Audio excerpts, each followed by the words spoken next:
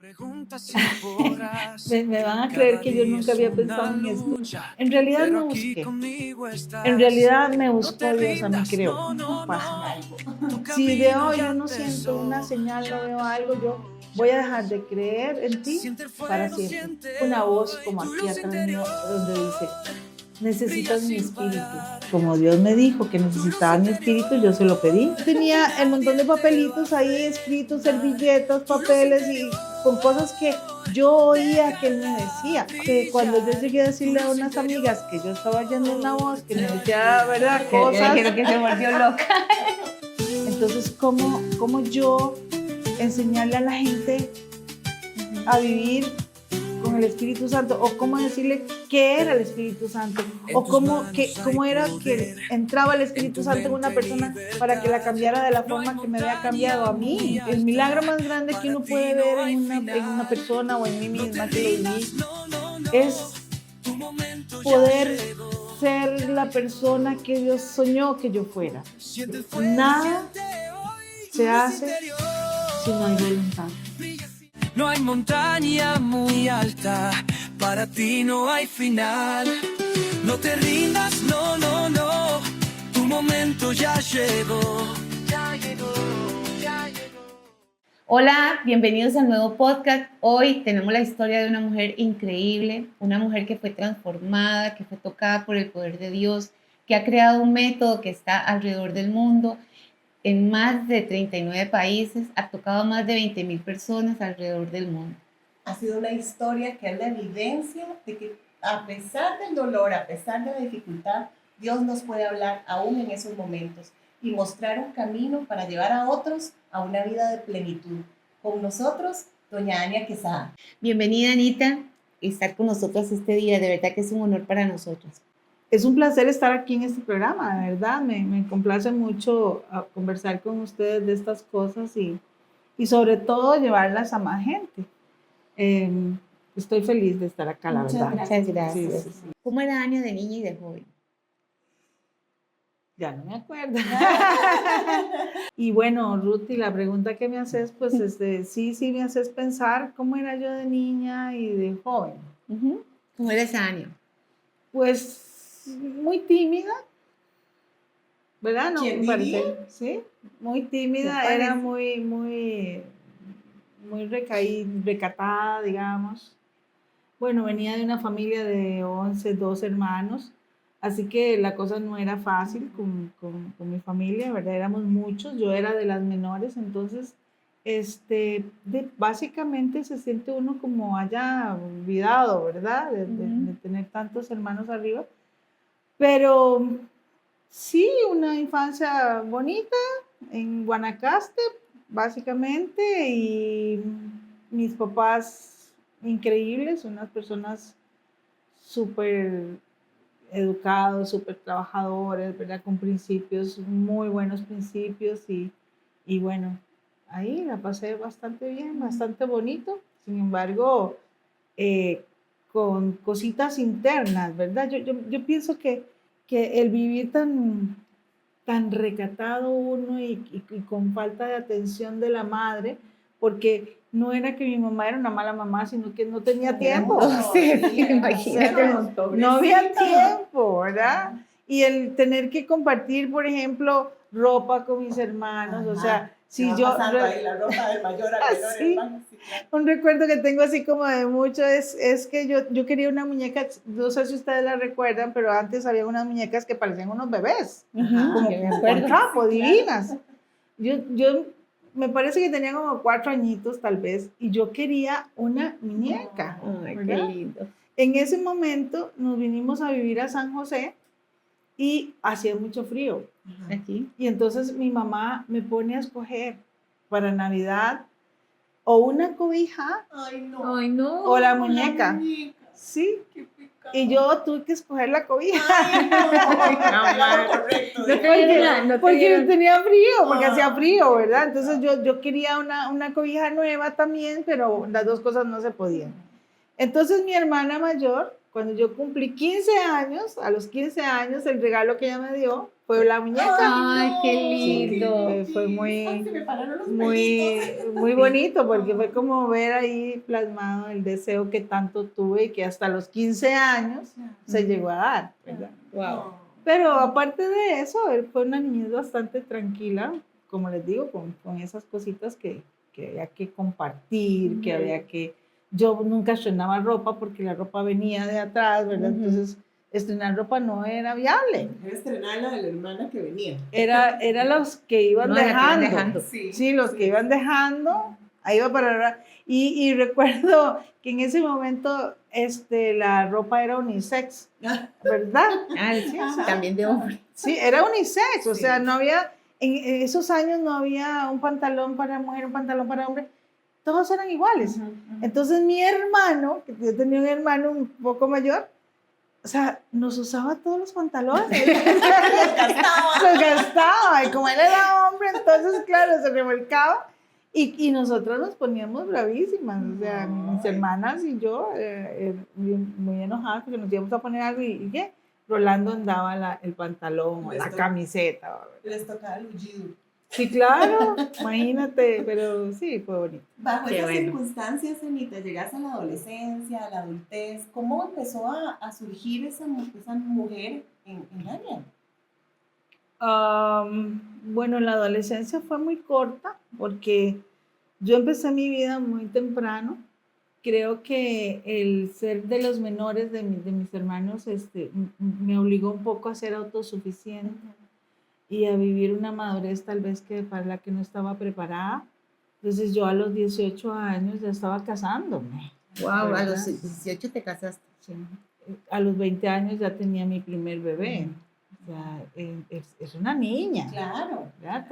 En todo el sentido de la palabra, yo era una niña y ya estaba con un matrimonio encima, con un bebé a los 22 años, ya tenía 2, Wow. o sea, y además había terminado mi carrera, porque yo empecé muy temprano, ¿verdad? A los 5 años entré a la escuela, cosa que no es normal. Ah, sí, más chiquita. Sí, la gente entra a los 7 años, sí. Mi hermana era maestra de la escuela en Guanacaste, entonces por esa razón yo entré a los 5 años a primer grado, además era un poquito como adelantadilla pues en cosas, ¿verdad? Y a los 16 años, a los 15 años entré a la universidad, cumplí 15 años, 16 en la UCR. No puede ser. Sí, Qué a rápido. los 18 me gradué, 18 y casi 19. A los 19, yo recibí el título con una panza así de grande. El De título tu primer hijo, de Mario. De Mario, sí, yo tengo una foto ahí recibiendo el título en la universidad con la gran panza. Iba a cumplir 19 años. No, 20, iba a cumplir 20. Y ahí fue todo muy, muy, muy rápido. Yo no era fiestera, así que no viví eso de ir a fiestas, a bailes, a pachangas, no. ¿Y qué anhelaba esa muchacha? ¿Eso era lo que ella quería? ¿Pensó en algún momento casarse rápido, tener sus hijos, estudiar? ¿O qué era lo que ella eventualmente quería? Recuerdo que mi anhelo era estudiar, ¿verdad? Yo soñaba con ser médico científico y no lo pude hacer, ¿verdad? Me metí a fisioterapia pensando que en ese momento me acercaba. Y había una crisis, la crisis de la polio en esos años, entonces necesitaban gente, esa fue la razón por la cual yo me gradué en la UCR con un tiempo más corto, porque nunca tuve vacaciones, en fin, todo fue muy, muy adelantado, pero también me haces esa pregunta y yo me pongo a pensar que realmente yo no tuve adolescencia, ¿verdad? Yo veía a mis hermanas que gozaban, salían, disfrutaban, pero yo nunca tuve eso. ¿Y cómo es esa mamá cuando ya naces? Porque imagínate, a los 20 ya siendo mamá, me creo que es un reto que tuviste que haber tenido, y esposa también. Y trabajando. Y trabajando también. Sí. ¿Cómo es esa vida, Ania? Me van a creer que yo nunca había pensado en esto. O sea, es algo que sí no lo he pensado, pero ahorita que me lo están preguntando me doy cuenta de que de que yo nunca disfruté de las etapas de la vida, porque cuando nacieron mis hijos ya tenía encima una familia, ya tenía encima un trabajo, ya, entonces no pude disfrutar a mis hijos como debía haberlos disfrutado, digamos. Las etapas de mis hijos las tuvo mi mamá, que me los cuidaba, pero yo salía muy temprano y llegaba muy tarde en la noche y ya mis hijos casi dormidos, entonces no los tuve conmigo, ¿verdad? Y una mamá muy rígida, muy rígida, o sea, yo era muy estricta porque tenía que hacerlo, porque nunca estaba con ellos. Y mi ex esposo también era bastante rígido, entonces hubo como mucha tensión en la casa. Tampoco disfruté esa etapa de matrimonio feliz, tranquilo con los hijos, no.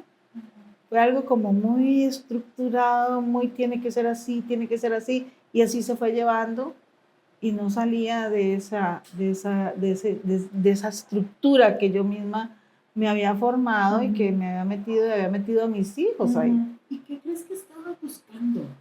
¿Por qué es perseguir como esa suma de checks, por decirlo de alguna forma? Creo que no lo busqué. Fue algo que se vino.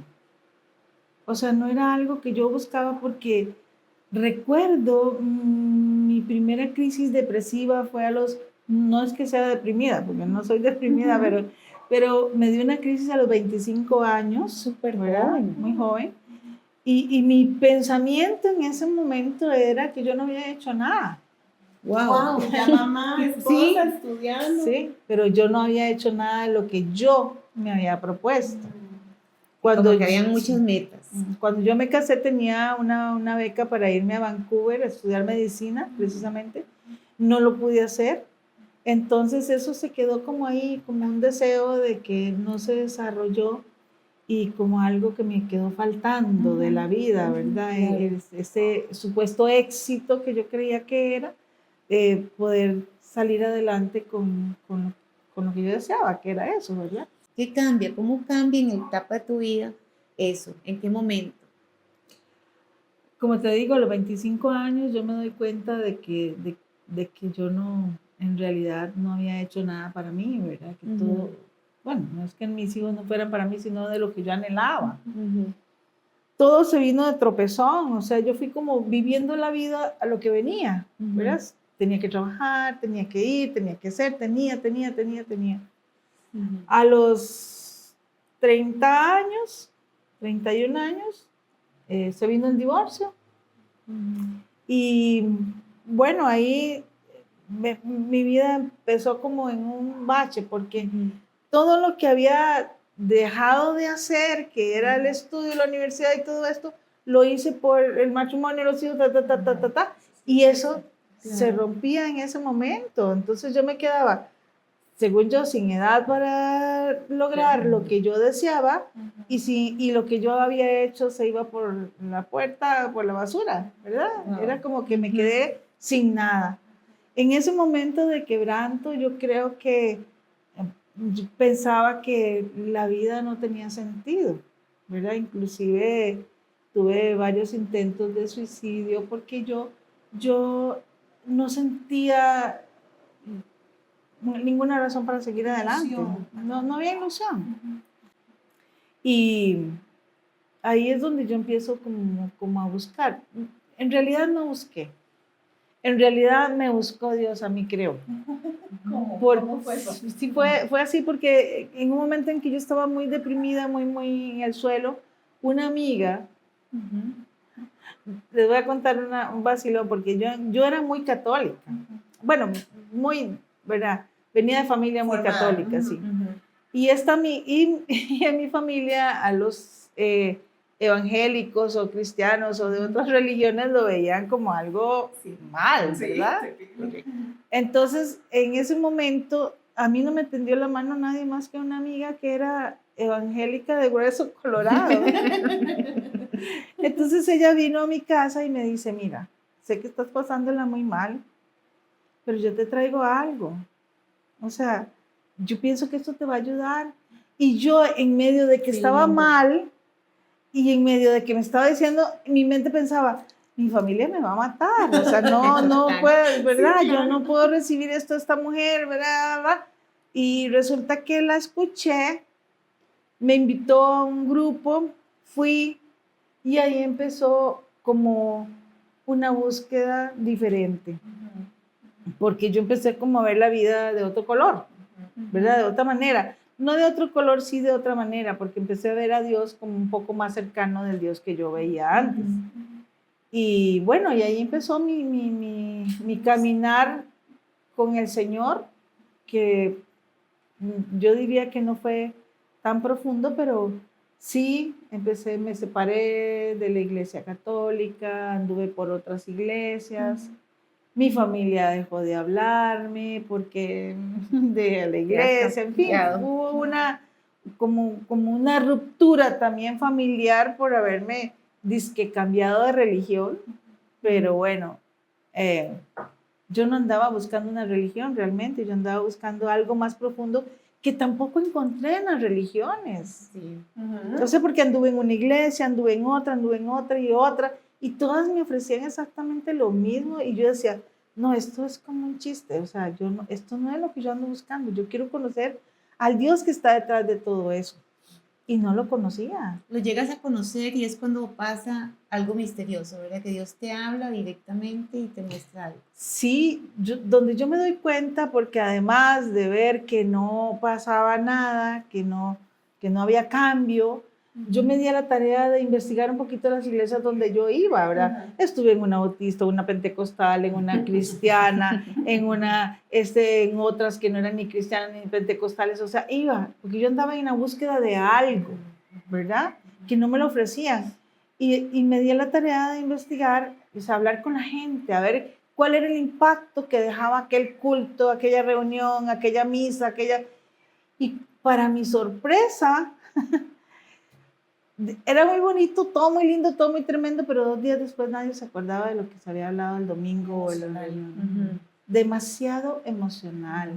Entonces entendí que la verdad que yo andaba buscando no estaba en una iglesia, que no estaba ahí, que eso me podía resultar muy bonito, mucho de aplauso, de alabanza, de adoración o lo que fuera, era bonito. Y oír una prédica era bonito, pero no era lo que yo buscaba. Y me pongo a pedirle a Dios, allí es donde viene el cambio, Ruti, porque yo le clamaba a Dios de una forma muy especial, o sea, yo recuerdo estar de rodillas durante 3 días pidiéndole que por favor, que si Él existía, que me diera una señal, pero que yo la pudiera palpar, no era una iglesia, no era otra cosa, que una señal que yo pudiera ver claramente, que me convenciera. Y no pasaba nada. Y yo me acuerdo que el tercer día yo le dije, bueno, si existes, ya de hoy no pasa. Si de hoy yo no siento una señal, no veo algo, yo voy a dejar de creer en ti para siempre. Y yo, eso sí tengo, yo soy muy determinada, o sea, yo lo que decido, lo hago. Entonces, yo le dije, bueno, hoy es el último día, yo me vuelvo a arrodillar, o sea, si aquí no pasa nada, ya. Y recuerdo que estaba llorando así en el piso, ¿verdad? Sin sentir según yo iba a venir un ángel o algo así. Algo iba a hablar, que ahí muerta. Y en eso estaba yo así, ¿verdad? Pidiéndole y oigo una voz como aquí atrás mío donde dice, necesitas mi espíritu. Y yo dije, qué raro.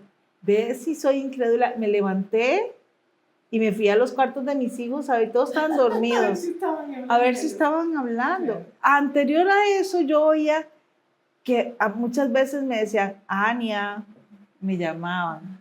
Y yo decía, qué extraño. Mi mamá, Nati, ¿usted me llamó? No, mami. Marita, ¿usted me llamó? No, mami. Hasta me veían raro ya, porque varias veces les pregunté. Ya mi mamá se está volviendo loca. Y bueno, o escuché esa voz que dijo, necesitas mi espíritu, y yo dije, bueno, ¿cómo es eso? Entonces me senté, recuerdo que estaba acostada en el suelo, me senté y dije, Señor, ¿cómo mi espíritu? ¿Cómo que tu espíritu? Si la iglesia católica dice que yo lo recibo en el bautismo, en cada iglesia cristiana que iba me zambullían en una piscina o en un río o en algún lado donde había agua. Y ahora el Señor venía y me decía que necesitaba su espíritu. ¿Y cómo sabías que era Dios? No sabía. ¿Era una voz que escuchó? Yo escuché una voz y que me estaba diciendo, necesitas mi espíritu. Y yo seguía pidiendo una señal. Ujú. No la tenía en ese momento. ¿Por qué yo supe que era Dios? Debo decir, ¿por qué? Porque ese día yo me levanté, no ocurrió nada mágico, ¿verdad? No estaba más linda.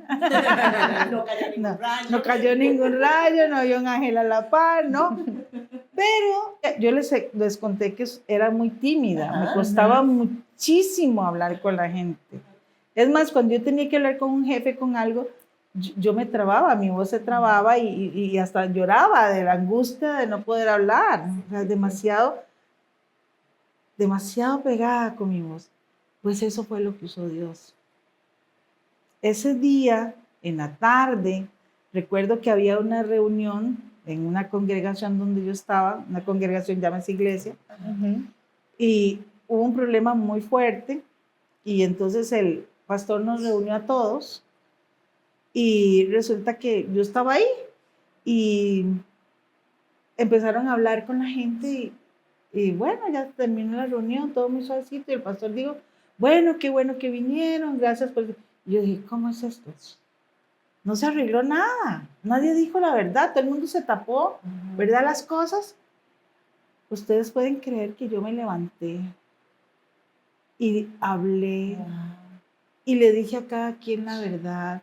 Esto está pasando porque usted está haciendo esto y esto. Usted dijo tal y tal cosa de fulana, de tal. Usted solo hablar de fulanita. Y eso es lo que está pasando en este lugar. O sea, me levantó dio poder. Sí. un poder. Los confrontaste, pero desde un poder que no era tuyo. No era mío. Y la gente se me quedaba viendo y entonces, claro, se desató un momento de perdón en el lugar, porque como se confrontó a la gente, todo el mundo se pidió perdón, la gente salió aliviada, hablaron, fue una liberación lindísima. Y cuando yo salí de ahí, la gente se me acercaba y me decía, ¿qué fue eso? ¿Qué le pasó? ¿De dónde salió? ¿Qué le sucedió? Yo misma me sorprendí, por eso supe que había habido un cambio en mi interior. Entonces entendí que la gente necesitaba al Espíritu de Dios para que hubiese ese cambio en el interior. Porque aparte, como Dios me dijo que necesitaba mi espíritu, yo se lo pedí, ¿verdad? Sí, En ese por momento supuesto. le dije, bueno, dame tu espíritu, yo lo necesito. Si eso es lo que necesito, yo estoy dispuesta a recibirlo. Y a partir de ahí, yo entendí en mi vida que mi misión era enseñarle a la gente que el Espíritu de Dios era el único capaz de cambiar desde tu interior. Y es lo que he hecho hasta el día de hoy. Posteriormente se vino el método. Que eso te íbamos a preguntar. O sea, a partir de ahí ya hay más claridad de este entendimiento y empezás a dar pasos, porque Dios te empieza a revelar, que es lo que nos has contado también en algún otro momento. Dios te empieza a mostrar pasos o formas, necesidades en la gente. Sí, porque hace 23 años nadie hablaba del Espíritu Santo. Por lo menos no de esa forma. No, era como la tercera persona de la Trinidad, y, ¿verdad? Y estaba como muy ahí, todo el mundo era Jesús. O sea, era difícil para mí, porque cuando yo llegaba a hablar del Espíritu Santo, inclusive a los jerarcas de las iglesias, parecía que me estaba burlando de ellos, o sea, no era viable. Entonces, ¿cómo yo enseñarle a la gente a vivir con el Espíritu Santo? O cómo decirle qué era el Espíritu Santo, o cómo era que entraba el Espíritu Santo en una persona para que la cambiara de la forma que me había cambiado a mí. Algo curioso fue que empecé a hablar con él y él me contestaba. Pero cuando yo llegué a decirle a unas amigas que yo estaba oyendo una voz que me decía, ¿verdad? Cosas. Que se volvió loca. Claro, me dijeron que me estaba haciendo esquizofrénica. Sí, claro. Entonces yo duré un año desde la primera vez que yo oí la voz hasta que me decidí hacer algo con lo que yo estaba recibiendo, y yo lo que hacía era escribir. Entonces, en una cajita de galletas, de esas galletas danesas, ¿se acuerdan? Sí, qué rico. Yo tenía el montón de papelitos ahí escritos, servilletas, papeles, y con cosas que yo oía que él me decía. Pero yo, ¿qué hacía con todo eso? Sí, claro. Yo ahora deduzco que lo que él me estaba dando en aquel momento eran principios. Entonces, decidí hacer algo con eso, porque una de las amigas me dice, ustedes la conocen, Lisbeth, me dice, Sí. ¿por qué Un no besito agarras para Lisbeth, todo de paso. eso? Sí, Liz me dice, ¿por qué no tomas todos esos papeles y haces algo? Entonces yo dije, agarré a 4 amigas que posteriormente fueron las fundadoras de Método Peniel, no de Método, de la Fundación Peniel, y me dice, yo les dije, bueno, ¿y por qué no lo ponemos en práctica? ¿Verdad? Con Liz, Katia y Magali, que en paz descanse. Estábamos ahí, entonces yo agarré todos los papelitos y con ellas empecé a ponerlo en práctica. Y fue impresionante porque el cambio que ellas iban viviendo a raíz de que yo aplicara lo que Dios me había enseñado, era impresionante. Wow. Entonces decidí hacer un método, ¿verdad? Ponerlo en forma de método ya para irlo aplicando. Con esto tuve ayuda de Patricia en ese momento, que me ayudó mucho a poderlo poner en papel, en orden. Y bueno, ahí fui sacando todo y es lo que finalmente viene a ser el método Peniel, que se aplicó, empezamos a aplicarlo en otras personas y la gente hacía fila, porque el cambio que había era tan fuerte, ¿verdad? Que se impresionaba mucho de ver un cambio tan profundo. Paralelamente en tu vida, Ania, ¿qué iba cambiando? Tu vida con tus hijos, tenías un divorcio, a nivel personal, ¿qué iba cambiando Dios a través de este camino de transformación de la gente? Si ustedes le preguntaran a mis hijos, mi vida cambió para mal, para ellos. Sí, porque realmente el precio que yo pagué fue el de la familia. Fue un precio muy alto, ¿verdad? Porque yo dejé todo. Dios me pide que yo tengo que dedicarme a formar y hacer esto. Y yo dejo familia, no es que los dejo, están ahí, pero dejo de trabajar. Y yo era el sustento de mi familia, de mis 3 hijos. Y yo dejo de trabajar para empezar a escribir el libro y a escribir todo lo que él me estaba dando para ponerlo en práctica y formar toda la organización que está ahora. O sea, yo me salí del mundo sí, en su totalidad, amigos, familia, hermanos, o sea, era una dedicación completa. Yo no dormía, ¿verdad? Pensando en todo lo que iba a... Porque era un bombardeo constante como de cosas que Dios me iba dando. Entonces, era tanto lo que yo tenía en mi cabeza que ponerlo en papel no me daba tiempo de tanto que tenía, ¿verdad? Y tanta enseñanza y tantas cosas. Y después capacitar a la gente, enseñar, preparar. O sea, era de mucho tiempo. Me demandaba muchísimo tiempo. Ahora que dices esto, Ania, me quedo pensando, ¿qué es la situación más difícil que has vivido durante todo mantener vivo este llamado que Dios te ha dado? ¿Qué ha sido lo más fuerte? Creo que han habido 2 cosas muy fuertes. Una era lidiar con mi propia familia, ¿verdad? El lidiar con la demanda que ellos me exigían como mamá, ¿verdad? Y yo no podía darles. Y el tener que traspasar o enseñar o dar lo que yo en su momento había recibido de Dios.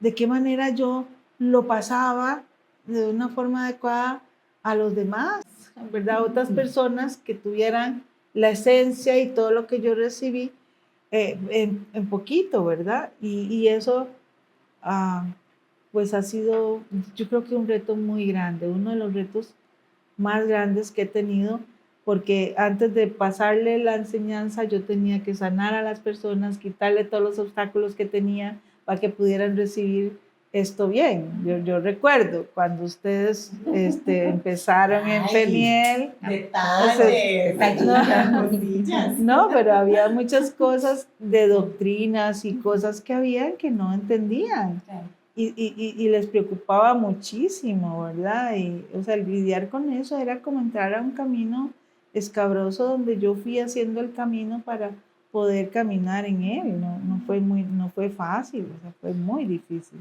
¿Cómo han lidiado con esas debilidades internas, personales, muy tuyas en tu intimidad? ¿Qué haces? ¿Cómo lo haces? Al principio muy rudo, ¿verdad? Porque mostrar algo bueno que Dios había hecho en mí y que de pronto salieran mis debilidades como los enojos y cosas así, pues era muy duro porque no solo yo quería enseñar, sino que tenía que dar un testimonio de lo que Dios había hecho en mi vida. Y eso no se da inmediatamente, eso es un proceso que se vive. Pero yo lo aprendí, digamos, que todo lo que Dios me estaba dando con ese método y ese proceso, pues yo también debía aplicarlo conmigo, ¿verdad? Y empecé a hacerlo internamente, con lo cual también aprendía, ¿verdad? Él me enseñaba, yo lo aplicaba, lo veía en mí, lo revisaba y lo plasmaba en un papel. Fue un aprendizaje también, cómo lidio, como una de las cosas que más me costó, por ejemplo, yo era muy enojona. Lidiar con mi enojo, ¿cómo era posible? O sea, y además de haber caminado y haber aplicado el mismo método en mí, y yo no podía salir del enojo. Pero entonces eso me obligaba a estudiar, a estudiarme, de por qué, a escudriñar exactamente, de por qué el enojo estaba tan arraigado. ¿Qué le hacía, qué era lo que hacía que el enojo no se fuera de mí?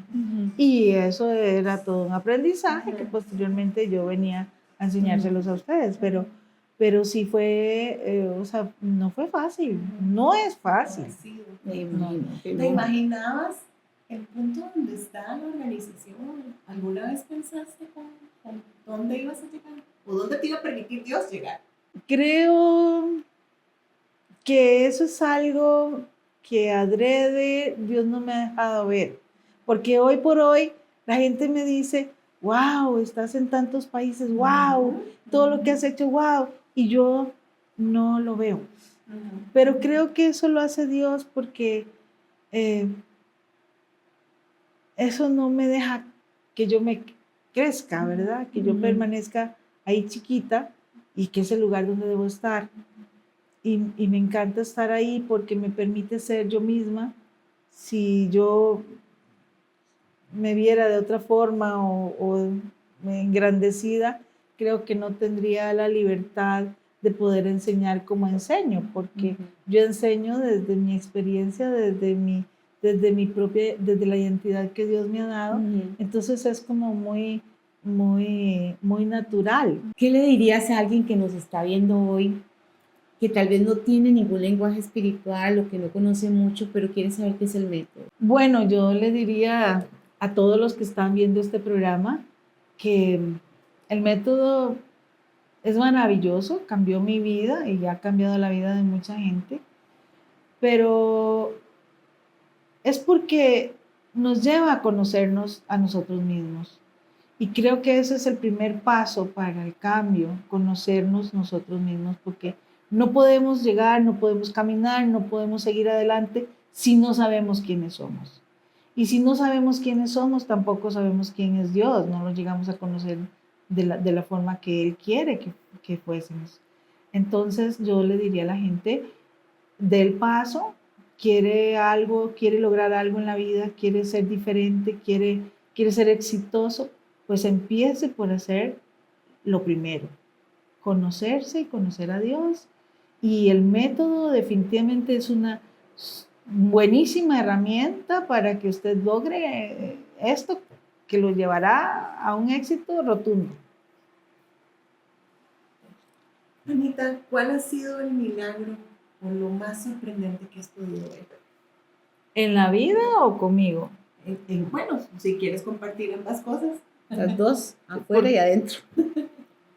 El milagro más grande que uno puede ver en una persona o en mí misma que lo viví es poder ser la persona que Dios soñó que yo fuera.